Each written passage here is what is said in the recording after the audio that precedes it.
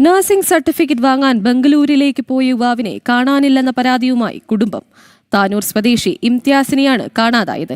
കഴിഞ്ഞ 7-ന് ബാംഗ്ലൂരിലെത്തിയ ഉടൻ വീട്ടുകാരെ ബന്ധപ്പെടുകയായിരുന്നു. എന്നാൽ പിന്നീട് യാതൊരു വിവരവും ഇല്ലെന്നാണ് വീട്ടുകാർ പറയുന്നത്. സംഭവത്തിൽ താനൂർ പോലീസ് അന്വേഷണം ആരംഭിച്ചു. ശിവദാസ് കന്മനം ചേർന്നു. ശിവദാസ്, ബംഗളൂരിലേക്ക് ഒരു നഴ്സിംഗ് സർട്ടിഫിക്കറ്റ് വാങ്ങാൻ പോയൊരു യുവാവിനെയാണ് 1 മാസത്തിലേറെയായി ഇപ്പോൾ കാണാനില്ലായിരുന്നത്. അന്വേഷണം എങ്ങനെ പുരോഗമിക്കുന്നു?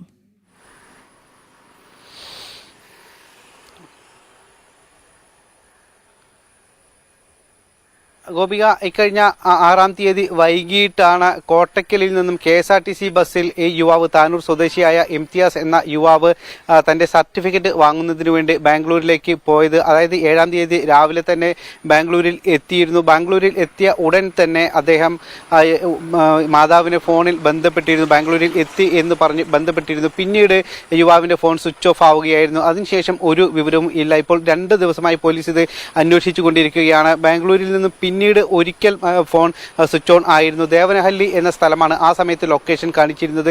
അതിനുശേഷം വീണ്ടും ഫോൺ സ്വിച്ച് ഓഫ് ആയി. നിലവിൽ കുടുംബം താനൂർ പോലീസിൽ പരാതി നൽകിയിട്ടുണ്ട്. ഇതുവരെയും ഈ യുവാവിനെ കണ്ടെത്താനോ പോലീസിന് കഴിഞ്ഞിട്ടില്ല.